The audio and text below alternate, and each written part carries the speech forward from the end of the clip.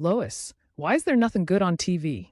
Every channel's playing reruns of celebrity toenail clipping battles or some documentary about sad whales. It's depressing. Rolling her eyes. Peter, maybe if you read a book once in a while, you wouldn't be whining about TV. Or, help me with dinner for once. Grinning, tossing a chip in the air. Books? Lois, the only book I need is the menu at the Drunken Clam. Speaking of which, this reminds me of the time I tried to become a motivational speaker. Cutaway to Peter at a community center podium, wearing a too-tight suit, addressing a bored crowd.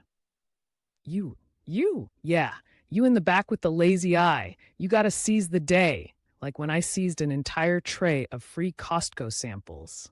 Carpe diem, or whatever Latin crap they say. Crowd groans, someone throws a tomato. Oh, come on, that was gold. Like my uncle, who thought he was a tomato farmer but just grew red balloons. Cut back to the living room.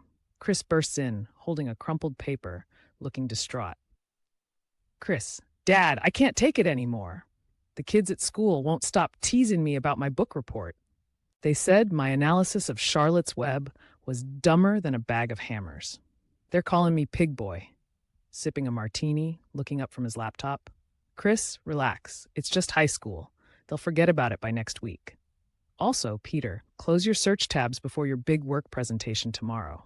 You don't want another mumbo-jumbo incident. Heh, yeah, about that. Flashback to Peter at a work presentation, clicking through slides. As you can see, third quarter sales, oh, crap. Sorry, that's my search for world's largest inflatable dinosaur. Just give me a sec. Here's funniest cat fails. Oops, wrong one, murmurs Boss Claire's. I'll, clean out my desk.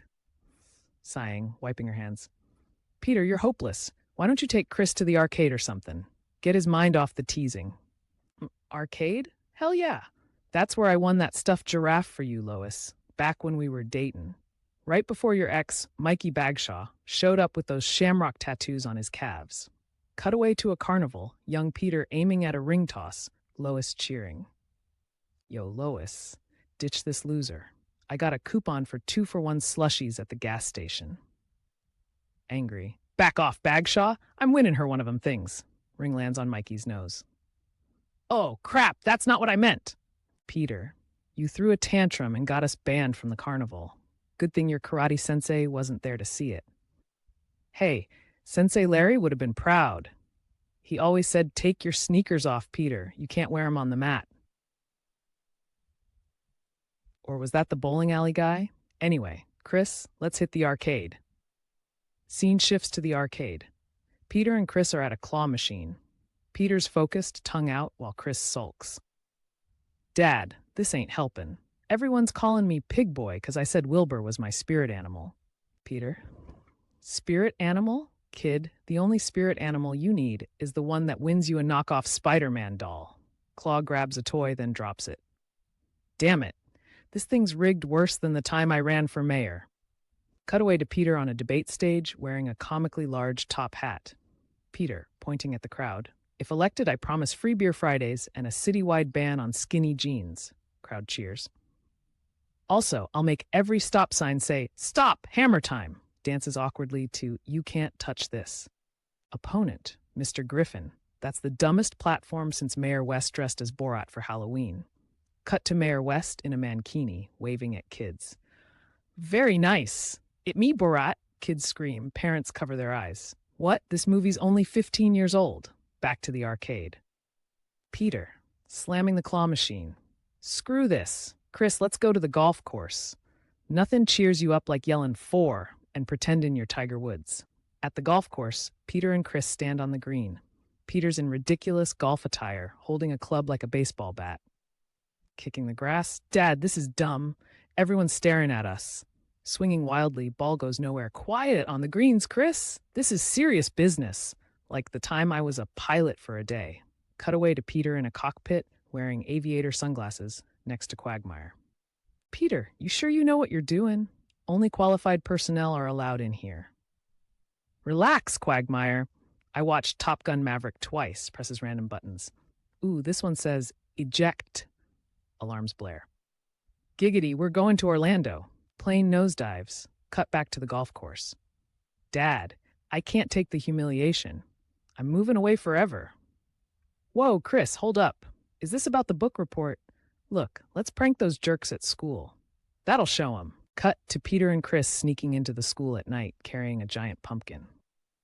Okay, Chris, we're going to hide this pumpkin in Principal Shepherd's office. It's Joe's prize pumpkin for the fair tomorrow, so it's got to be epic.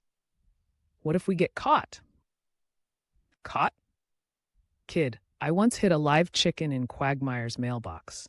He thought it was a love letter from a hawk. Fort Bragg taught me stealth, son. I hit 3 homers in a wiffle ball game there. Chris, why are you telling me this? Fort Bragg, Chris. It's where legends are made. They place the pumpkin on the principal's desk, but it rolls off and smashes. Oh, crap, Joe's gonna kill us. Quick, let's blame Stewie. Cut to the Griffin house, Stewie in his crib, sipping a juice box. Oh, splendid. Blame the baby for your pumpkin caper. This is worse than the time I tried to join a book club. Cut away to Stewie at a book club, surrounded by elderly women. Look, ladies, I get that eat, pray, love is uplifting, but it's no Machiavelli for toddlers. Sips tea. Now, who wants to discuss my manifesto on world domination? Women stare. Oh, come on, it's only 300 pages. Back to the house. Angry, hands on hips. Peter, you broke Joe's pumpkin? That was his ticket to the county fair blue ribbon. Lois, it was an accident. Besides, I'm planning a bigger prank to cheer Chris up. Like the time I convinced Cleveland I was a secret agent. Cut away to Peter in a tuxedo, whispering to Cleveland at the Drunken Clam.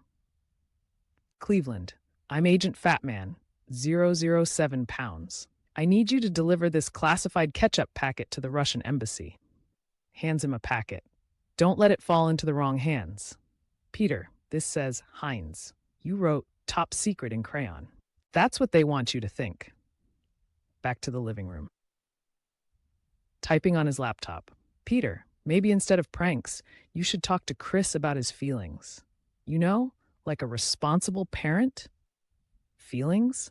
Brian, the only feelings I got are hunger and the urge to